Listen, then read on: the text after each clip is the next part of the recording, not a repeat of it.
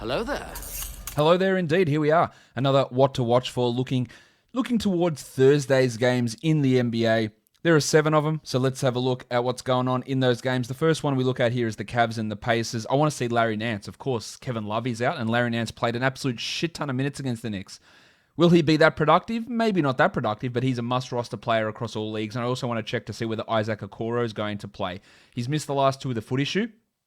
Chetty Osman started in his place last game and was pretty bad. I think Okoro is going to get that spot back. So how does he look without Kevin Love? Does he take on more offensive responsibility because Love's a higher usage player than Nance? So let's see how that looks for Okoro, and that will make some determination as to whether he is a guy that we look to roster in all leagues. I think we probably do, but I want to see how that looks. For the Pacers, TJ Warren's been underperforming. He fouled out in the last game, so that limited his playing time. He's had this foot issue. He just hasn't been the same. So I want to watch him, and I want to watch Oladipo's shooting. He hasn't been under 50% in any game. At some point, there is going to be some sort of a regression with Vic and these shooting numbers. Maybe it's this game. Maybe it isn't. Of course, I want to watch the Sexland backcourt as well. I always want to watch those guys. But they're the 4 main things I'm concentrating on for this game. The Bulls and the Wizards, they played already once this week, yesterday, and I want to see if Thad Young is going to actually play. He's active, he's ready to go, and Billy Donovan didn't use him. I also want to check to see whether Lauri Markkanen's ready to go and what that means for Thad. But that whole Otto Porter, Patrick Williams, Lauri Markkanen, Thad Young 3-4 combination, how does that impact the minutes for guys like Williams, for guys like Porter? What does that mean? How does Thad Young look? And of course, with Williams, his minutes were down last game. He didn't look great. He's trending towards drop territory. I don't think they're going to move him out of the starting lineup, but I want to see how he looks, how he defends, what numbers he puts up, and more importantly, how his rotations look. For the Wizards, Rui Hachimura is likely to be back.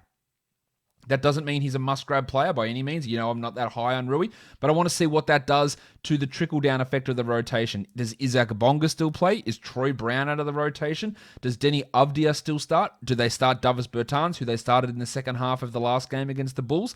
How does Hachimura impact that rotation? He shouldn't be in too much of an issue in terms of conditioning because he had an eye problem. It wasn't his lower body. It wasn't an injury or anything like that. So he should play his usual minutes. Let's see how he looks. And then, as I said, Denny Avdia, how much does this impact him?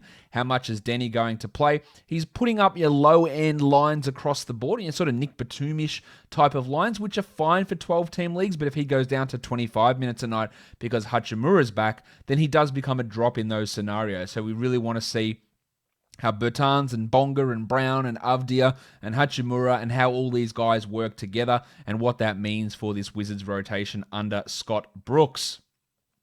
The Sixers and the Magic. Ben Simmons has been a little bit disappointing, I would say, so far this season.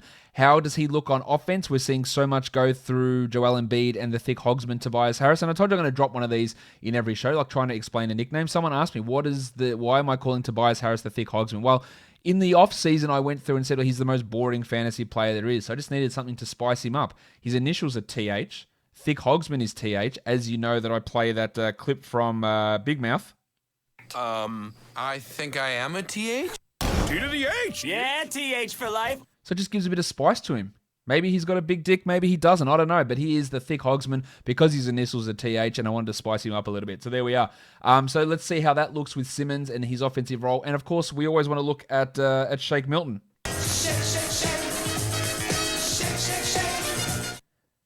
He's been bad lately. You know I'm not the highest on Shake Milton from a fantasy perspective. Do the minutes push back up to high 20s? I really doubt it, but I want to watch that. For the Orlando Magic, Aaron Gordon is on a minutes restriction. Why? He had a hamstring issue in August, and apparently he's still on a restriction. That's worrisome. He also played 30 minutes in one of the games and has gone back to 22 the last 2. We're not dropping him, but I'd love some clarity as to why these minutes are this low, why he is restricted this much. Because he looked good in the preseason, and then he must have had a setback. He must have, because he was putting up good numbers. I want to watch that. And I also want to watch the Baconator, Dwayne Bacon. I was going to call him the Dwayne Baconator. Can he shoot 90% again? The answer to that is no, obviously. But can he do at least something? Probably not, because he's shithouse. But let's watch him, because he did put up a big performance last game. The Kings and the Rockets. It's all about Tyrese Halliburton for me, who looked awesome so far this season. He's shooting well. He's getting steals. He's passing well. I think he's a must-roster player across all 12-team leagues. Finding that role for him is tough, but honestly, if I was the Kings, I'd move Buddy Hield to the bench for a start, or I'd move Marvin Bagley to the bench, and I'd start Harrison Barnes in the 4, which is definitely his position. I'd put Halliburton and Fox and Hield at the 3, maybe. But, Halliburton needs to be getting 30 a night, and he is at the moment, and it's working really well, and that's having an impact on Hassan Whiteside, who is, of course, The world. although what'll happen, Whiteside will play 24 minutes one game, and I'll be all in. I'll be, let's go, and at him. I don't think he's good at all, but if he plays 24 minutes, he puts up fantasy numbers. He hasn't been able to do that because there are 2 players who are getting minutes in prioritizing over him, and that is Bagley and Holmes, as they should. For the Rockets, they're welcoming back John Wall, DeMarcus Cousins, and Eric Gordon. So what does this mean for the rotation? But more importantly, how does Wall look, and how does Cousins look? We know this is their first real NBA game since their big injuries. How do they look? What do they do? Cousins, I wouldn't leave on any waiver wire. And does this have any impact on Christian Wood's minutes? I think it will because he's playing like 40 a night so far, so it's going to drop down. But he should be over 30 regardless of Cousins, and I think Cousins and Wood can play together. So I'm going to be focusing on this game a ton, and I think you should as well. The Knicks and the Raptors. Julius Randle, the double royal.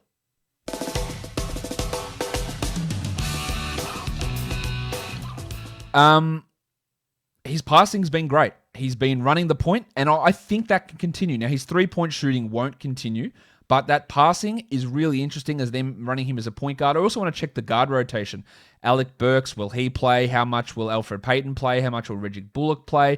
I don't think we're going to have Emmanuel Quickly back yet, but we don't know that. Will Dennis Smith, Frank Ntilikina, how are all these guys going to work into that rotation so we can understand, is Quickly a guy to look at as a stash? How much is Alfred Payton playing? There's a lot of question marks there.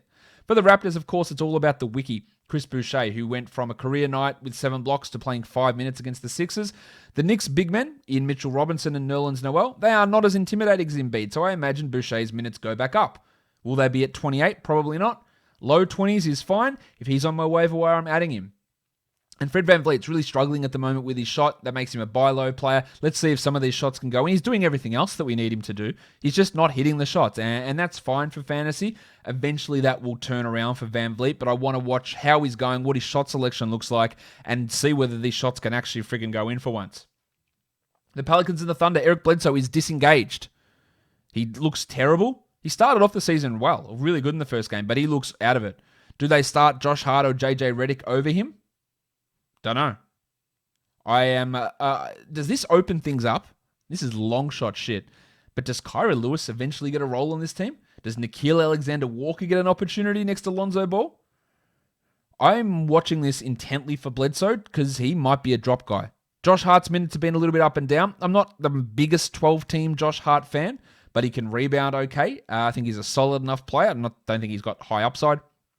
And for the Thunder, how was Isaiah Roby? You know that I called him on the pregame show and on the the DFS segments yesterday, saying, "Hey, look, if Al Horford's out, he's the guy to watch," and he was the guy to watch. He was massive. Can he take over the backup center role from Mike Muscala? Let's get something straight. He's not starting. He's not starting over Horford, and he's not starting over Darius Bazley. That's not happening, right? But can he take the backup role at center? They should be running Pokusevski and Roby as their backup 4 and 5. Really want to see how they use him. And I want to check on Lou Dort. Bort? Oh, come on, Bort? Mommy, buy me a license plate! No, come along, Bort. Are you talking to me? No, my son is also named Bort. How much are they going to use Dort? Now, he went from a great shooting night to a poor shooting night, but he's still getting the ball a lot. He's still playing a lot of minutes. He's still shooting a lot, and he looks to be solid enough offensively. So I really want... Dort should be rostered in all 12-team leagues pretty clearly. The last game of the night is the Suns and the Jazz. Can DeAndre Ayton do something aggressive? Can he attack the rim? Can he get free throws? Can he not settle for soft mid-range jumpers? Watching this guy's game, I know Suns fans will disagree. I don't like watching his game. I think there is, especially when you look at him and you go, man, you could do so much more, and he doesn't. I want to see if he can do something. And I want to see Devin Booker, who is struggling at the moment. Can he get things back on track? I fully believe in him, but it hasn't been a great start for the season. For the Jazz, Joe Ingles, I just want to see how he looks. I don't think he's anywhere near a 12-team league guy, but just intently watching how he looks. And always Don Mitchell, who is struggling a little bit himself. He's Don. He's good. Can he get to the line? Can he pressure the rim? That deserves a giggity for sure. Giggity. Can he get those free throws? Because that's the key for him to become outside, instead of a top 50 guy, to being a top 30 guy. And you know that I had my concerns with Mitchell when people were looking at him in the second round. And so far, those concerns have been founded. All right, that'll do it for my what to watch for today. Don't forget, the recap show will be coming later on today. You can check my DraftKings First Look over on Al Zeidenfeld's channel. You can see the playlist down below here as well. Check all that out. Subscribe, hit the thumbnail, hit the thumbs up for a like, hit the bell for a notification. Enjoy the basketball tomorrow. Hope you enjoyed it today as well, guys. I'll see you later. Bye.